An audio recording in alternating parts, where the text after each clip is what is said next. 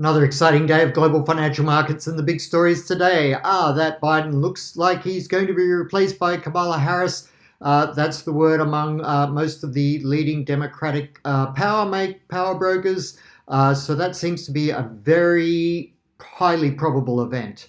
The other big surprise was the French elections, the far left coming to the fore in the latest round of elections, which means they will, like all other groups in the French parliament, have a minority, but a very strong minority. They'll have the highest minority in the House. So basically, French policy is frozen for the next several years. Macron will only have influence over foreign affairs, which is interesting because he's very keen to put NATO troops on the ground in Ukraine. So geopolitical risks, if anything, are probably a little higher on this, although I think the main play is that it is good for the euro and good for French stocks in particular, because it means neither the far left nor the far right policies will have a free rein.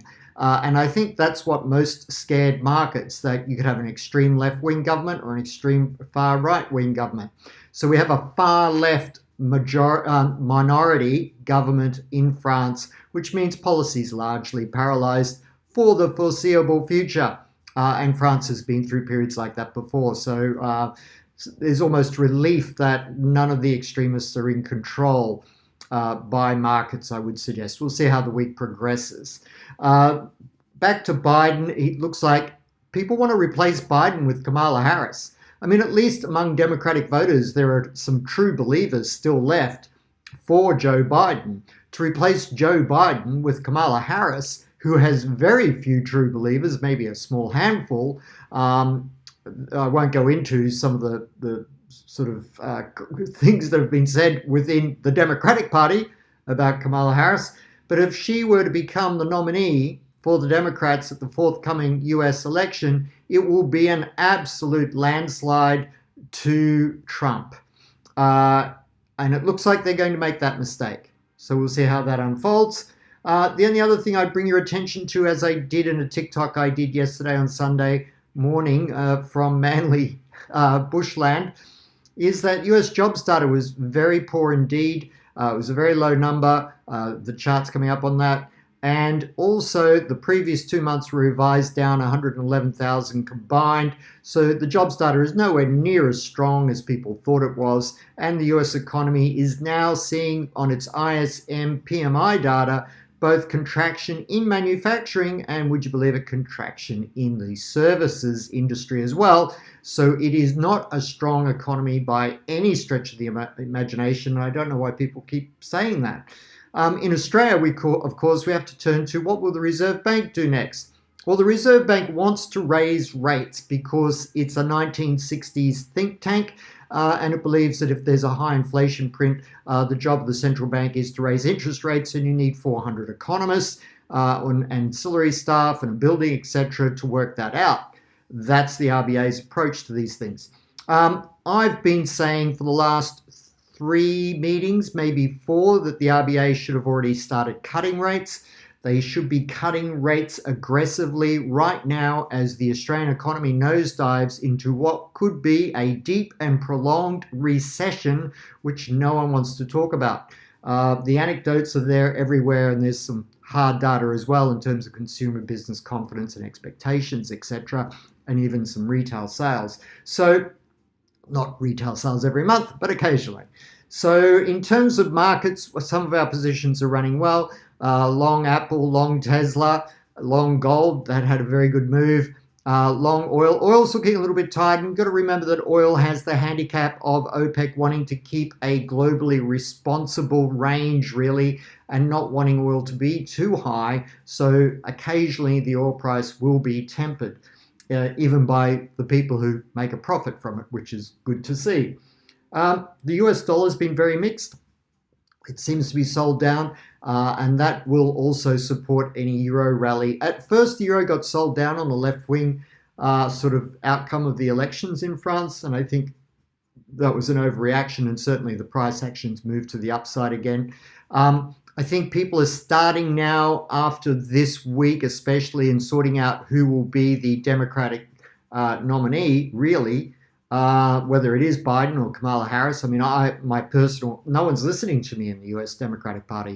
It should be Robert Kennedy. They should just say, Robert, come back to us. Robert Kennedy, stop being an independent. Come back to the Democrats, your grass and roots. And then they would win the presidential election, but they're not going to do that. They're probably going to go with Kamala Harris. So Biden or Harris lose to Trump. Kennedy, Democrat, wins. They're the only two possible outcomes. But I'm thinking that after this week, with all the uproar we've had with the French elections, the UK elections, people are going to really begin to pay attention to the ideas of what happens with a Trump victory in November. What happens is a maintenance of low tax rates for corporations. The tax cuts he brought in, he will perpetuate, whereas Biden was going to unwind those and even raise some taxes aggressively, though not for lower income workers. Overall, though, and there is, of course, Trump's 10% tariff, which is a kind of tax on the people, but it's only if you buy Chinese goods. And if you look at the US trade deficit, it's about the worst it's ever been at the moment and is spiraling out of control. So a tariff against the Chinese may help the US, but I'm not a fan of tariffs. And really what they need is low tax rates to invigorate research and development, and manufacturing and infrastructure spending is highly warranted there. Elsewhere in markets, the Australian stock market looks like it's rolling over to a collapse. And also when you look at the US stock market, we're bullish a couple of stocks, I'm bearish a couple of stocks. I think the overall market is in trouble. If you look at the US 500 index, it's having, upside on one or two stocks each day, sort of breaking sharply higher. But if you look at the Russell 2000 index, it looks like it's been declining and heavy through the last several weeks, and it looks like it could fall out of bed to the downside. And that's why I've been saying all along, protect your broad investment equity portfolio, because the outlook for the broad market is not good. Yes, there are some AI plays, etc., and the occasional meme pops its head up, but doesn't last long. Overall, the US economy is in trouble. The French policy is now paralyzed. Macron will have nothing to do except continue to try and push for NATO troops on the ground in Ukraine. It may or may not happen because he needs other people to agree with that, other nations to agree with that.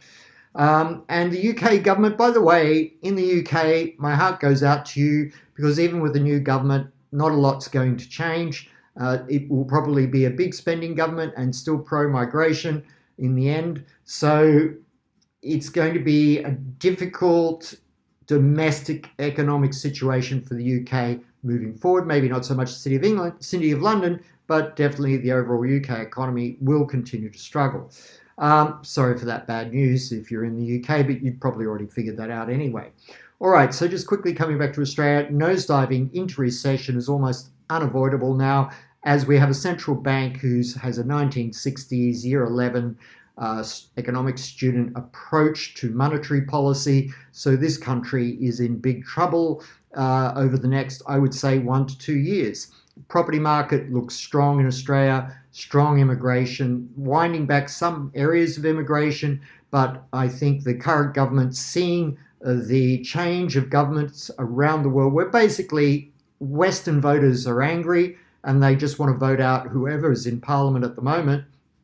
If that trend continues into Australia, then the Albanese government's going to start to feel pressure, and who knows, they might even, increase again the immigration intake, which will be unpopular among voters, but they might see it as a way of trying to hold on to power, as some governments have done. But I'm pro-immigration, absolutely pro-immigration, but it has to be at a rate that is fair to the immigrants themselves, that they can find work and have self-esteem and self-respect and grow their lives effectively. And it also has to be respectful of the infrastructure demands that a lot of hard-working civil servants provide on a daily basis. So, pro-immigration, but at a correct speed.